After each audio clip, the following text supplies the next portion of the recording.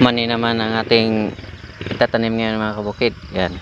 Tapos na kami magtanim ng kamuti at balinghoy. Kaya ito namang mani naman namin tanim dito mga kabukid sa areang to. Yan. Ito naman kami magtatanim mga kabukid.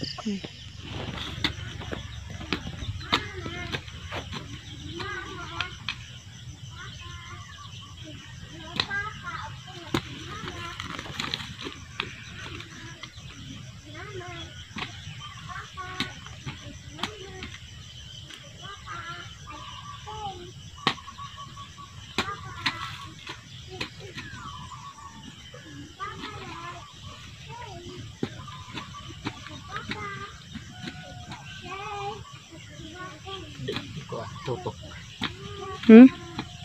Tutok tanam.